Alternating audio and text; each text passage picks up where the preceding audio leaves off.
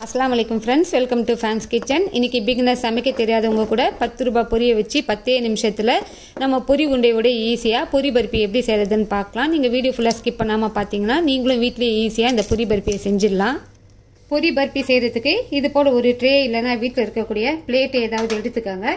நான் இது போல ஒரு பட்டர் ஷீட் வச்சிருக்கேன். இதுல ஒரு டேபிள் ஸ்பூன் நெய் சேர்த்துட்டு சுத்தி எல்லா பக்கமும் கொஞ்சம் நல்லா தாராளமா நம்ம தடவிக்கலாம். இது மேல நம்ம ஒரு பட்டர் ஷீட் போட்டுட்டு இந்த பட்டர் ஷீட் மேலேயும் ஒரு டேபிள் ஸ்பூன் நெய் சேர்த்து கொஞ்சம் நல்லா இது போல் சுற்றி எல்லா பக்கமும் தாராளமாக தடவிட்டு இது போல் ஒரு கிண்ணத்துலேயும் நம்ம நைஃப்லேயும் கொஞ்சம் நல்லா நம்ம தாராளமாக ஃபஸ்ட்டு ஸ்டெப் நெய் தடவி வச்சுக்கலாம். அது பொரி பாக்கெட் எடுத்துருக்கேன். வேர்க்கடலை ஒற்றை கடலைலாம் விற்கிற கடையில் உங்களுக்கு கிடைக்கும். இந்த 10 ரூபாய் பொரி பாக்கெட்டை நம்ம கட் பண்ணிக்கலாம்.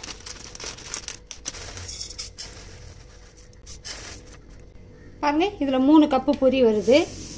ஸ்டவ்வை ஸ்லோவில் வச்சு இது நல்லா கொஞ்சம் சூடாகிற அளவு கொஞ்சம் நல்லா மொறுமொறுப்பாக நம்ம வறுத்துக்கலாம். பொரி உருண்டை செய்கிறதுக்கு இந்த ஸ்டெப்பு ரொம்ப முக்கியம். பொரி உங்களுக்கு நல்லா மொறுமொறுப்பாக இருந்தால் தான் நமக்கு பொரி உருண்டையோ பொரி பருப்பியோ செய்யும்போது நல்லா நமக்கு மொறுமொறுப்பாக இருக்கும். பொரி சூடு வர அளவு நான் வறுத்து எடுத்துட்டேன். இந்த பொரியை நீங்கள் நசுக்கி பார்த்தீங்கன்னா இது போல் உங்களுக்கு நல்லா பவுடர் ஆகணும். அது போல் நீங்கள் நல்லா மொறுமொறுப்பாக வறுத்து எடுத்துக்கோங்க. இப்போ இதை ஒரு பவுலுக்கு ட்ரான்ஸ்ஃபர் பண்ணிக்கலாம். இந்த கடாயை கொஞ்சம் நல்லா தொடச்சிட்டு இல்லைனா வாஷ் பண்ணிட்டு நீங்கள் வச்சுக்கோங்க. 3 கப்பு பொரிக்கு நம்ம 1 கப்பு வெல்லம் எடுத்துக்கலாம். இதில் ஒரு குழிக்கரண்டி அளவு நம்ம தண்ணி சேர்த்துக்கலாம். இப்போ இந்த வெல்லம் நல்லா மெல்ட் ஆகட்டும். வெல்லம் கொஞ்சம் நல்லா நீங்கள் பொடிசாக நீங்கள் கட் பண்ணி சேர்த்துக்கோங்க. அப்போ தான் நமக்கு சீக்கிரமாக மெல்ட் ஆகும். இந்த வெல்லம் நல்லா மெல்ட் ஆகி கொதி வரட்டும். வெல்லம் நல்லா மெல்ட் ஆகிட்டே வருது. இப்போ கடைசியாக நம்ம கரையாமல் இருக்கக்கூடிய இந்த வெள்ளை பீஸை கொஞ்சம் நல்லா கரண்டியில் மசிச்சு விட்டு மெல்ட் பண்ணிக்கலாம். வெல்லம் நல்லா மெல்ட் ஆகி கொதி வருது. இப்போ இதை நம்ம வடிகட்டி எடுத்துக்கலாம். அடியில் தூசி மண் ஏதாவது தங்கி இருக்கும். இந்த கடாயை கழுவி எடுத்துகிட்டு வந்துடலாம். நான் கடாயை நல்லா கழுவி எடுத்துகிட்டு வந்துட்டேன். இப்போ இதில் இந்த வெள்ளைப்பாகை சேர்த்துக்கலாம். இந்த வெள்ளைப்பாகில் ஒரு டேபிள் ஸ்பூன் நெய், ஒரு டீஸ்பூன் ஏலக்காய் தூள் சேர்த்து நல்லா மிக்ஸ் பண்ணி விட்டுக்கலாம். இந்த பாகு நல்லா கொதி வந்து திக்காகும் போது நம்ம பாகு பதம் செக் பண்ணிக்கலாம். இது நல்லா கொதி வரட்டும். நீங்கள் ஸ்டவ்வை ஸ்லோலியே வச்சுக்கோங்க. உங்களுடைய வெள்ளைப்பாகு நல்லா நுரைக்க திக்காகிட்டே வருது. முதல்ல தண்ணி மாதிரி இருந்தது, இப்போ பாருங்கள் நல்லா திக்காகிட்டே வருது. பாகு நமக்கு முதல்ல நல்லா தண்ணியாக இருந்தது. இப்போ பாருங்கள் நல்லா நுரைக்க நல்ல கோல்டு கலருக்கு நல்லா திக்காகி வருது. இது போல் நல்லா திக்காகி வரும்போது நம்ம பாகு செக் பண்ணிக்கணும். நீங்கள் பாகு செக் பண்ணும்போது ஸ்டவ்வை நல்லா ஸ்லோவில் வச்சுக்கோங்க. இல்லைன்னா பாகு உங்களுக்கு அடுத்த ஸ்டேஜுக்கு போயிடும். நம்ம இது போல் ஒரு பவுலில் கொஞ்சமாக தண்ணி வச்சு இதில் நம்ம இந்த பாகை செக் பண்ணிக்கலாம். இது போல் நீங்கள் ஊற்றுனீங்கன்னா இது கொஞ்சம் நல்லா இது போல் அடியில் போய் செட் ஆகும். நீங்கள் ஒரு செகண்ட் விட்டுருங்க. விட்டுட்டு இதை இது போல் கொஞ்சம் நல்லா சேர்த்திங்கன்னா இது கொஞ்சம் கையில் நல்லா உங்களுக்கு எடுக்க வரும். இது போல் உருட்டி பார்த்தீங்கன்னா இது கொஞ்சம் நல்லா உங்களுக்கு உருட்ட வரும். இது நீங்கள் இந்த பவுலில் போட்டு பார்த்தீங்கன்னா டங்குன்னு சவுண்டு கேட்கும். இப்போ பாருங்கள், இந்த பவுலில் நான் போட்டு காமிக்கிறேன். இது போல் உங்களுக்கு டங்குன்னு சவுண்டு கேட்கணும். அந்த அளவுக்கு நீங்கள் பாகு பதம் செக் பண்ணிக்கோங்க. இப்போ நம்ம ஸ்டவ் ஆஃப் பண்ணிக்கலாம். இப்போ இந்த ஸ்டவ்வில் எடுத்து இந்த கடாயை வச்சுட்டு நம்ம பொரியை போட்டு நம்ம நல்லா மிக்ஸ் பண்ணி விட்டுக்கலாம். இந்த ஸ்டவ் ஆஃபில் தான் இருக்குது. கொஞ்சம் நல்லா ஃபாஸ்ட்டாக நீங்கள் மிக்ஸ் பண்ணி விடுங்க.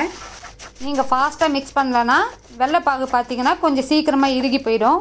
3 கப்பு பொரிக்கு 1 கப்பு வெல்லம் எடுத்திங்கன்னா உங்களுக்கு கரெக்டாக இருக்கும். இது போல் கொஞ்சம் நல்லா ஃபாஸ்ட்டாக மிக்ஸ் பண்ணி விட்டுட்டு இதை நம்ம நெய் தடவி வச்ச அந்த ட்ரேயில் கொட்டிக்கலாம்.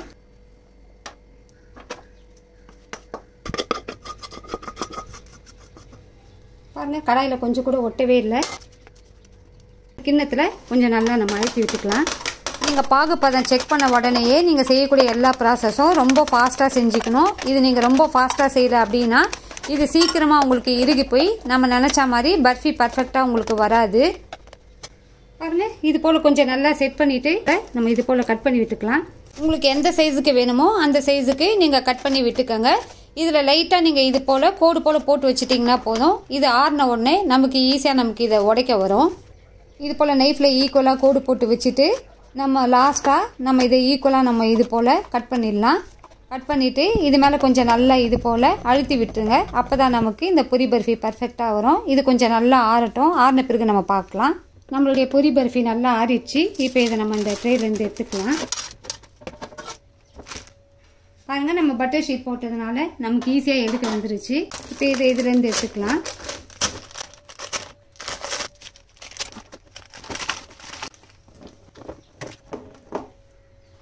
நான் பட்டர் ஷீட் எடுக்கும்போதே நமக்கு கார்னர் பீஸ்லாம் நல்லா உடஞ்சி விழுந்துருச்சு